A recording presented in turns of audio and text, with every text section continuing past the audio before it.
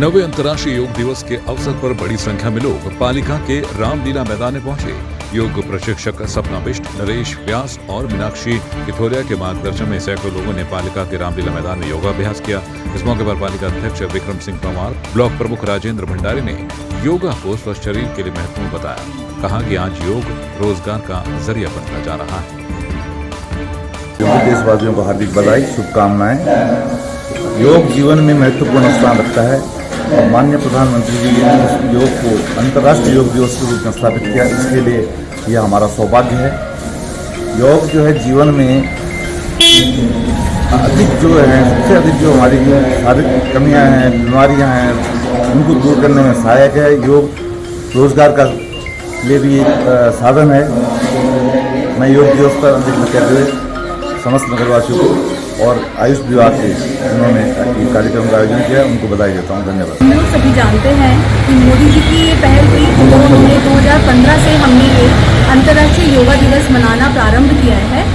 योगा से हम लोगों को केवल शारीरिक लाभ ही नहीं, मानसिक लाभ भी होता है और हम लोगों को ये इस अंतर्राष्ट्रीय योग दिवस के माध्यम से हम सभी को ये संदेश देना चाहते हैं कि सब लोग योगा को अपनाएं और अपने शरीर को शारीरिक एवं मानसिक रूप से स्वस्थ रखें।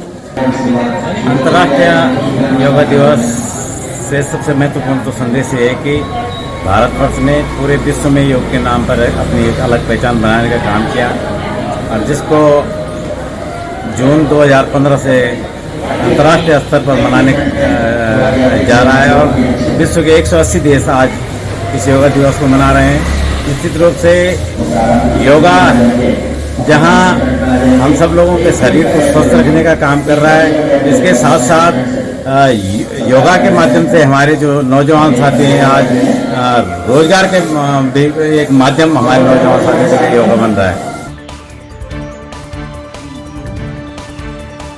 पर्यटन नगरी मसूरी में जहां इन दिनों सैलानियों की भारी भीड़ देखी जा रही है, वहीं मसूरी का सबसे पुराना और ऐतिहासिक लंढौर बाजार उपेक्षित है।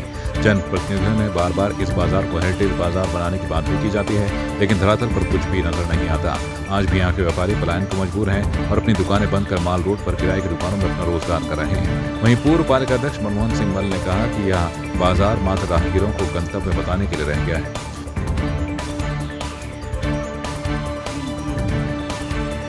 मेरी प्रतिक्रिया कुछ नहीं है। देखो, अभी पूर्व नगर पालिका अध्यक्ष मनमोहन सिंह मल जी ने भी यहाँ की व्यथा सुनाई आपको, लेकिन मैं 2 शब्दों में कहूँगा, ज़्यादा लंबा चौड़ा नहीं, कि ग्राउंड लेवल से बोलूँगा मैं आपको।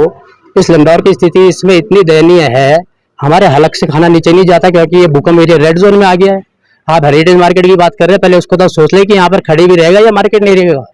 बस सीधे बात ये करूँगा कि अध्यक्ष जी कभी हमें ये नहीं बताया गया है कि हमारे मार्केट की स्थिति क्या है। धरातल पे हमें कुछ नहीं बताया जाता।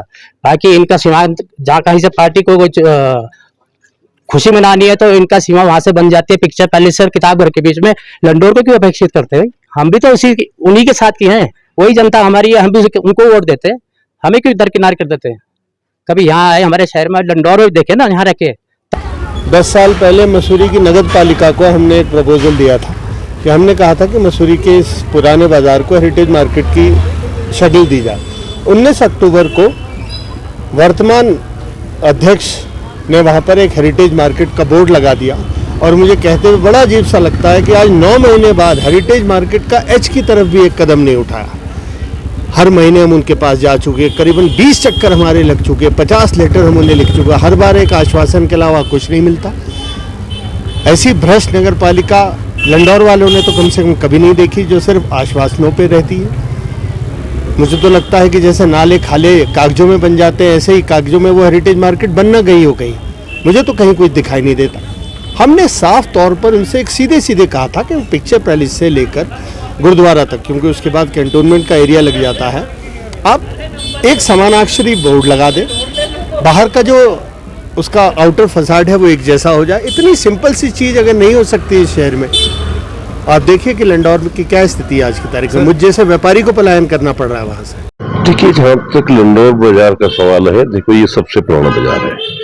तो आपने अगर मसूरी का मैप को देखा होगा तो जिसमें लिखा हुआ लंढौर एंड मसूरी, तो आप समझ सकते हैं कि उस समय लंढौर का क्या महत्व होगा, आज़ादी से पहले और आज़ादी के बाद भी क्या महत्व होगा। इसलिए इसको अलग दर्जा दिया गया कि लंढौर एंड मसूरी। ठीक है, आज विगत कुछ वर्षों से करीबन 20, 25, 30 वर्ष से जब से सर्वे ऑफ इंडिया यहाँ से चला गई, सभी सारी पार्टियां चलेगी और तब से इस बाजार का डाउनफॉल शुरू हुआ।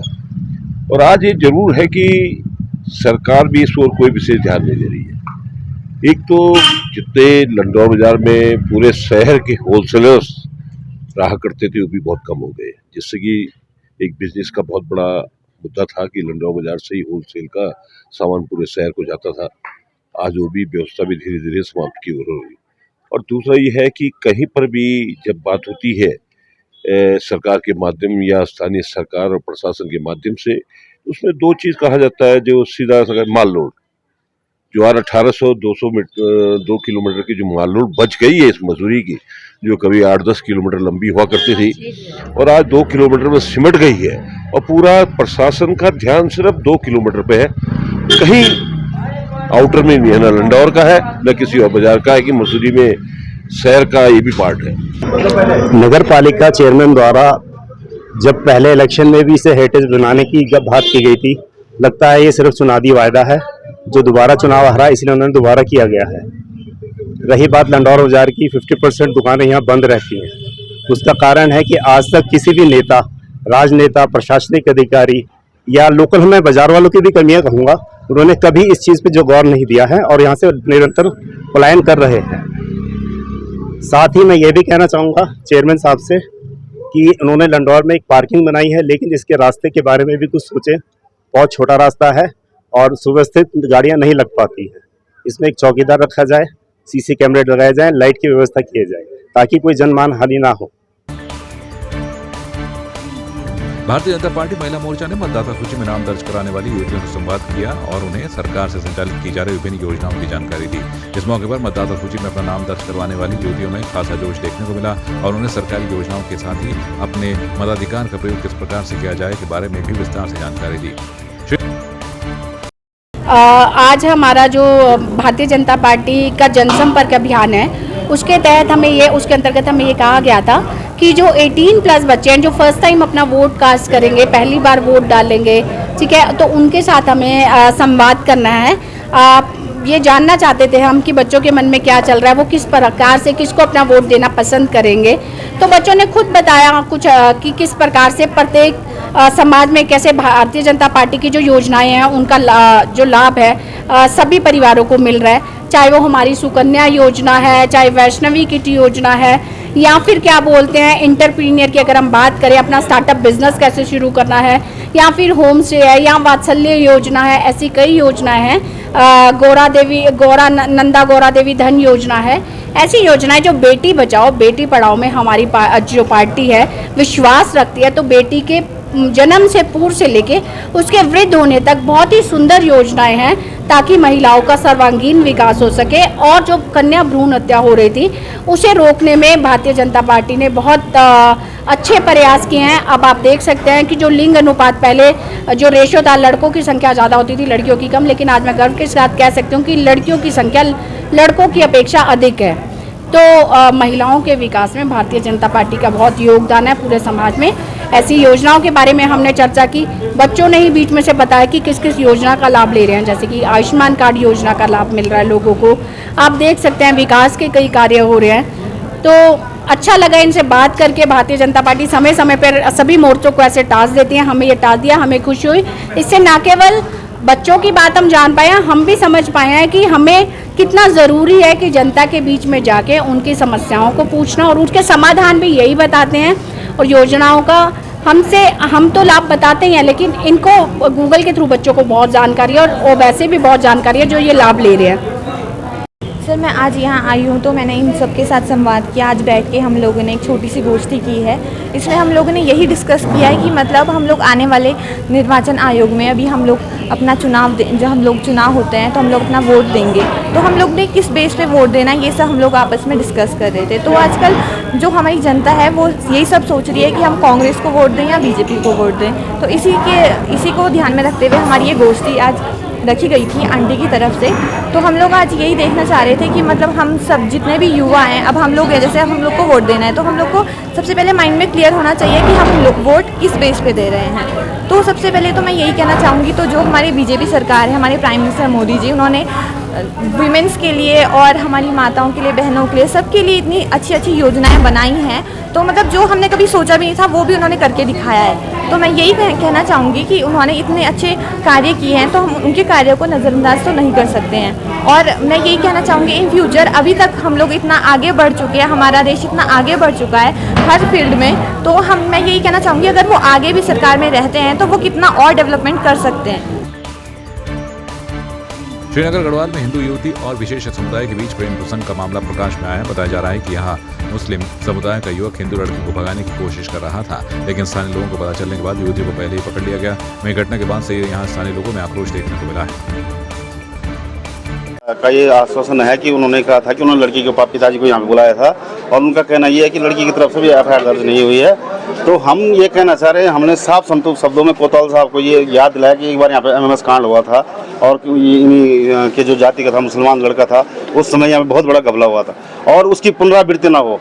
हमने प्रशासन से ये चाहते हैं कि आप जो है इसमें सख्ती से कार्रवाई करें। अगर इस तरह के कोई मुसलमान लड़के हैं, कोई भी हो, चाहे हिंदू चाहे मुसलमान हो, तो जो मतलब चोर है तो उसको चोर बोलने में हमें कोई वो कोताही नहीं बरतनी चाहिए। और ये आपके चैनल के माध्यम से हम इनको चेताना चाहते हैं कि लोगों के ऊपर पूरे पहाड़ में बहुत बड़ा आक्रोश इस समय आप देख लीजिए, उत्तरकाशी पुरोला की घटना देख लीजिए, गौचर की घटना देख लीजिए, और ये श्रीनगर तो मुख्य केंद्र है।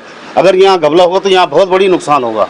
तो मेरा प्रशासन से और अपने सभी जो हमारे व्यक्तिगत हर आदमी का ये अधिकार है कि वो भी जो है सब इन लोगों पर नज़र रखे, क्योंकि प्रशासन हर जगह नहीं पहुंच सकता। हमारा भी व्यक्तिगत जो है ये ज़रूर देखना चाहिए कि हमारे अगल बगल किस तरह के लोग रह रहे हैं, उन पर ज़रूर नज़र रखें। देखिए, जिस प्रकार से आप लोग देख रहे हैं, ये जो लव जिहाद और हिंदू लड़कियों को बैरगला करके, फुसला करके, इस प्रकार की घटनाएं जो उत्तराखंड में बढ़ी हैं, उसी प्रकार की घटना श्रीनगर में हुई। अभी 3 दिन पहले जो एक लड़की को, मुसलमान लड़का जो कि जिसका बाप की यहाँ पे अचार बेचता था, और उस लड़के ने बहला फुसला करके वो भगाने की पूरी तैयारी कर दी थी उस लड़की को। वो तो अचानक खबर लग गई कि वो लड़की जो है यहाँ से वो भगाने वाला है, और हो क्या रहा है, ये लोग भगा के ले जा रहे हैं, इनका ब्रेन वॉश कर रहे हैं हिंदू लड़कियों का। और फिर बाद में क्या हो रहा कि आ करके उनके 300 टुकड़े करके और सूटकेस में बंद होकर के आ रहे हैं। ये उनके सारे ऑर्गन्स बेच रहे हैं, और ऑर्गन्स बेचने के बाद जो है उनको टुकड़े करके ये यहाँ उनसे कोई संबंध नहीं है इस प्रकार का प्यार का, लेकिन वो इस प्रकार से उनका ब्रेन वॉश कर रहे हैं। और श्रीनगर में 2-4 लोग इस प्रकार के हैं जो इस काम को बहुत तेजी से कर रहे हैं, जिसको हमने अभी कोतवाल साहब को कह दिया कि इस पे जो है सख्ती से करें, नहीं तो आइंदा दूसरी बार हम थाने पे बातचीत करने नहीं आएंगे, हम सीधे फिर उग्र आंदोलन के रूप में इसको लेंगे। तो हमने निवेदन किया है कि आप इस प्रकार के लोगों को और इस प्रकार की घटनाओं को, और धर्मांतरण वाली जो यहाँ पे जो बात हो रही, नीचे से जो ट्रक आ रहे हैं उन ट्रकों में जो है 10-10, 20-20 वहाँ से आ रहे हैं और वापस नहीं जा रहे हैं, कहाँ है वो, किस गाँव के अंदर फैले हुए हैं, इन सब चीज़ों की जो है जाँच करें। शहर के जो जिम्मेदार व्यक्ति थे, कुछ व्यापारी भी आए थे।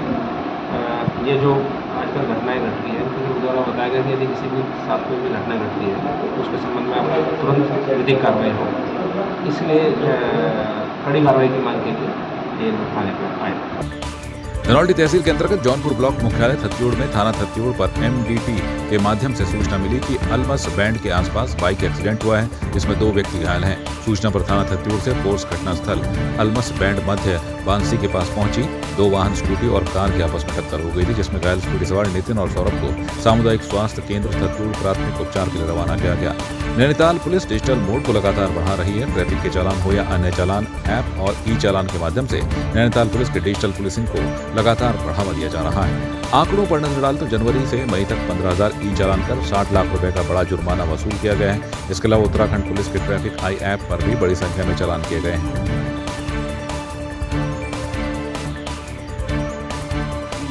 नैनीताल पुलिस डिजिटल मोड को लगातार बढ़ा रही है। ट्रैफिक के चालान हो या अन्य चालान, ऐप और ई-चालान के माध्यम से नैनीताल पुलिस के डिजिटल पुलिसिंग को लगातार बढ़ावा दिया जा रहा है। आंकड़ों पर नजर डाल तो जनवरी से मई तक 15,000 ई-चालान कर 60 लाख रुपए का बड़ा जुर्माना वसूल किया गया है। इसके अलावा उत्तराखंड पुलिस के ट्रैफिक आई ऐप पर भी बड़ी संख्या में चालान किए गए हैं। नैनीताल ट्रैफिक पुलिस के द्वारा जो आधुनिक जो ऐप्स हैं और जो इंटरनेट का इस्तेमाल किया जा रहा है चालान की कार्रवाई में, इसमें अभी तक जनवरी से मई के अंतिम तिथि तक लगभग 15,000 चालान जो हैं इलेक्ट्रॉनिक मोड में किए गए हैं, ई चालान किए गए हैं और लगभग 60 लाख रुपए की जो धनराशि संयोजन शुल्क के रूप में जमा कराई गई है राजकोष में।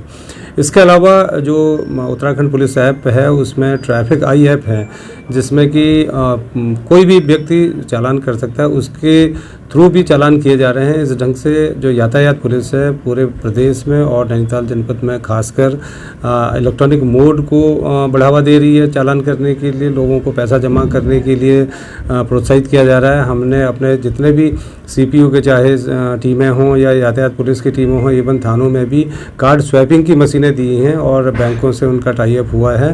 तो इस मोड को लगातार यातायात पुलिस बढ़ा रही है। पिथौरागढ़ अंतर्राष्ट्रीय योग दिवस को आज पिथौरागढ़ जिले भर में धूमधाम से मनाया गया। योग दिवस जिले के देव सिंह मैदान में जिला ओलंपिक संघ के माध्यम से तमाम खिलाड़ियों को योग दिवस की बधाई दी गई और योग के बारे में जानकारी दी गई। उन्होंने कहा कि आज के समय में योग क्यों करना जरूरी है।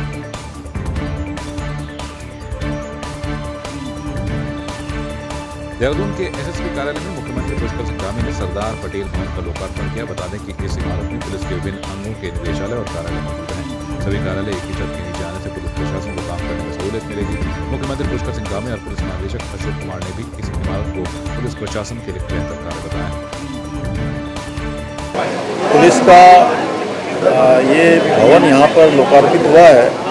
सरदार वल्लभ भाई पटेल जी के नाम से बना हुआ है पटेल भवन। निश्चित रूप से इसके अंदर बहुत सारे कार्यालय यहाँ पर चलेंगे और स्मार्ट पुलिसिंग भी यहाँ से होगी। 112 भी का भी कार्यालय इसके अंदर होगा और भी अन्य कार्यालय एक स्थान पर होने से जहाँ आपस में एक दूसरे के बीच में कम्युनिकेशन करने में आने जाने में जो एक समय खराब होता था वो समय नहीं लगेगा और जल्दी से जल्दी काम होंगे, लोगों को राहत मिलेगी। और हमारा भी यही है कि उत्तराखंड की हमारी पुलिस हर क्षेत्र में अच्छा काम करे।